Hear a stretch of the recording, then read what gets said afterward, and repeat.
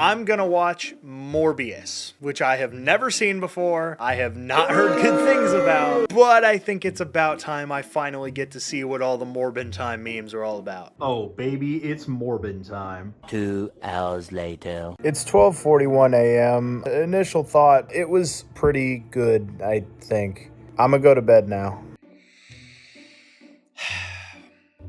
Wow. Morbius.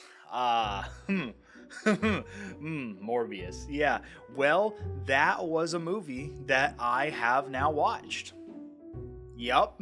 It was not a blockbuster by any means, but that's all I'm going to say for now. I'm going to launch straight into the main portion of the video. Obviously, this is going to be packed with spoilers, so if you're like me and haven't seen a 3-year-old movie, you've been warned. So we start off with several dramatic shots depicting some foresty mountain region where a helicopter lands near a cave. Out steps the man himself, Dr. Michael Morbius. He's got braces under each arm and looks very pale and bleak. But he could just look like that because he's played by Jared Leto, who recently appeared in another box office bomb, the new Tron movie. I've heard it's bad enough that I can't even remember the name of this one, and honestly, I'm too lazy to look it up. Anyways, one of the very first lines of the entire film, one of the men who was on the helicopter with him sees him struggling and asks, "Oh, do you need a doctor?" And Morbius chuckles to himself and says, "I am a doctor."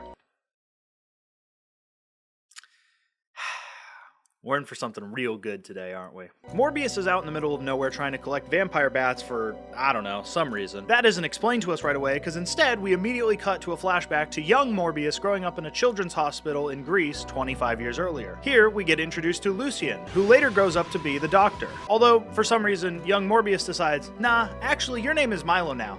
Wait, but my name's actually Lucien. Nah, but the kid before you was Milo, and also the kid before him was Milo, and also the kid before... Anyways, you're Milo now, you get it. Oh, okay, yeah, sure, cool, I guess. It's also even weirder that one of the doctors then also starts calling him Milo, but we'll call that a nitpick. Through some more ham-fisted exposition, we learn that Morbius and Milo have some rare blood disease where, quote, there's something missing from our DNA, like a piece of a puzzle, where the only way to stay alive is an oil change 3 times a day. Or in other words, they have to have constant blood transfusions to stay alive. They did get a laugh out of me when Milo turns to Morbius and asks, what would you do if you could be normal for even an hour? And not even 2 seconds later, we pan to their bedroom window with some school kids down below looking up at them, laughing at them, and calling them freaks. That was some excellent comedic timing, and I have to give him credit for it. Through some even more blatantly obvious storytelling, we are shown, wow, this Morbius kid is really smart, and his doctor sends him off to a gifted school in New York. Fast forward again, and we see him being honored with a Nobel Prize for inventing fake blood that has, quote, saved more lives than penicillin. Why are you blue? But he rejects the Nobel Prize because he didn't invent the blood intentionally. It was a byproduct of another failed experiment, and he can't own up to that. His lab assistant, Martine, calls him out for it and says he should have taken it so he'd get more money. Turns out, through even more obvious exposition, that Milo is actually financing his whole lab and all his research towards curing their disease, including his work mixing human DNA with vampire bat DNA. But Milo doesn't know that part yet. Morbius goes to see Milo, who apparently lives in a mansion, has plenty of money to fund said experience, and also has a goon squad, as Morbius puts it, a group of tough guys he won in a game of cards. You can tell this movie came out in 2022, and you can also tell I'm watching it in 2025 because of the fact that I laughed at Goon Squad. Also, how do you win a group of people while playing cards? That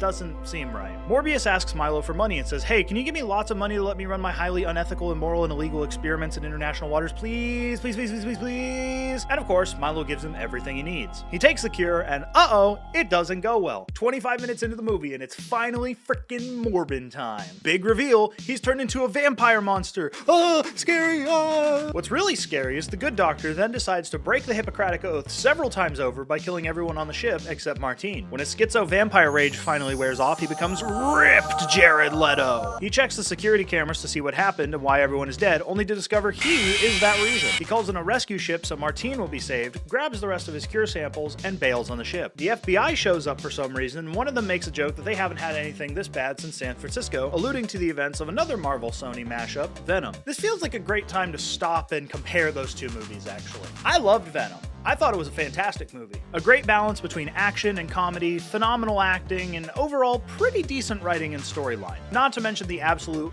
banger Eminem drop for the credits of that movie. Whereas Morbius,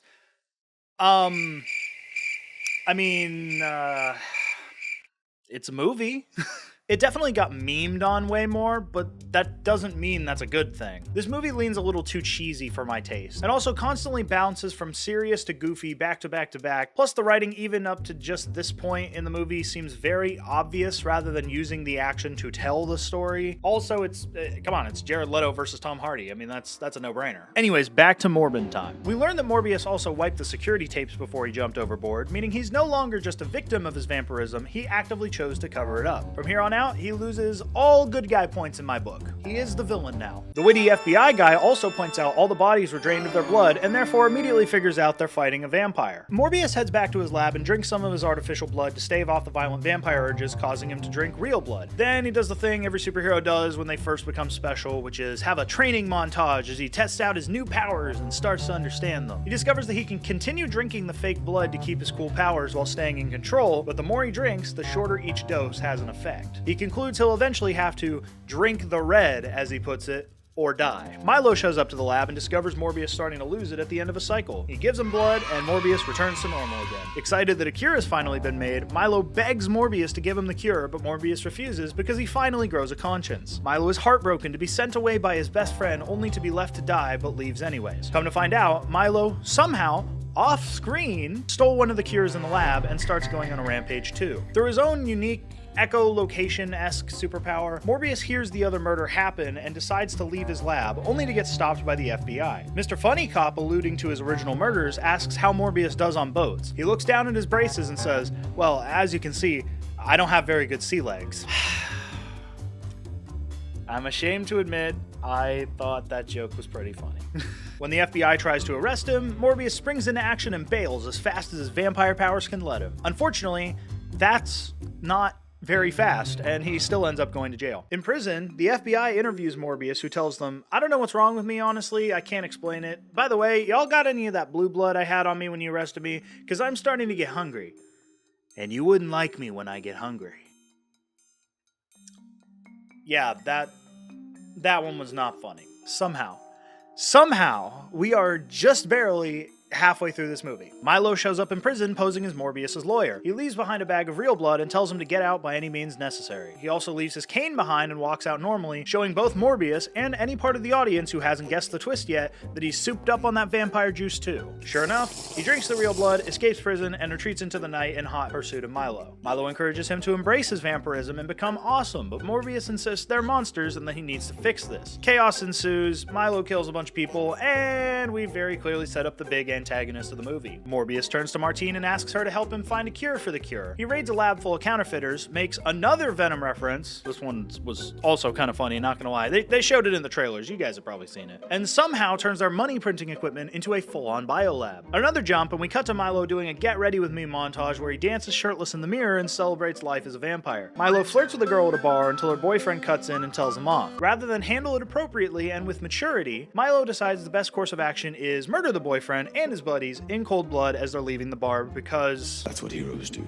Back at the new lab, Morbius and Martine share the most forced kiss I have ever seen, while Milo, across the city, stares him down. Morbius creates a serum that will overload the human body with iron, causing Milo to die if he gets injected with it. He also makes one for himself, despite Martine wishing him not to. He brought vampires into this world, and by God, he's gonna be the one to take them out. Morbius responds to the cries of his childhood doctor coming from Milo's house. The doctor had gone to visit Milo in hopes of convincing him to stop being an idiot, but instead goes and gets himself stabbed. Way to go, doctor. As he bleeds out on the floor, uttering his final words, "You have to stop him," Morbius hears Milo through the wind and finds out he's back at the lab holding Martine hostage. Oops, did I say holding her hostage? I meant he stabbed her too to provoke a reaction from Morbius. Since she knows she's going to die from her injuries, she tells him to drink her blood, fully power up, and face Milo head on. And that's exactly what he does. Milo cheers him on since he finally stopped being a baby, and their ultimate final battle ensues. Lots of mediocre CGI later, and our hero is on the ropes. It's not looking too good for the doctor.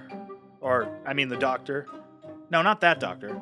Doctor Who? Anyways, just when the battle seems lost, Morbius summons an army of vampire bats that swarm Milo. Morbius injects the poison into him. The end. At the last second, we see a blink and you miss a shot of Martine opening her eyes, implying now she is a vampire too. Morbius flies with his bad army into the darkness, and that's it, the end. The post-credit scenes also weren't that special either. The first shows Vulture ending up in the wrong universe or something. I don't know, go check some other Marvel nerds video analyzing that crap. And the second shows Morbius out in the middle of a field, speaking with the Vulture, where he proposes a bunch of guys like them team up. And there you have it, Morbius, in all of its Morbin glory. Final thoughts. Did I think it was a good movie? No. But it also wasn't nearly as bad as I thought it was going to be. It sure wasn't great by any means, but overall it wasn't anything too crazy. I don't know, 7 Morbs out of 10, Jared Leto's a freak, Matt Smith is my GOAT, and that's the end of the video. Thank you guys so much for watching. As always, like, comment, subscribe, all that good stuff, and I will see you guys in the next one. Bye-bye.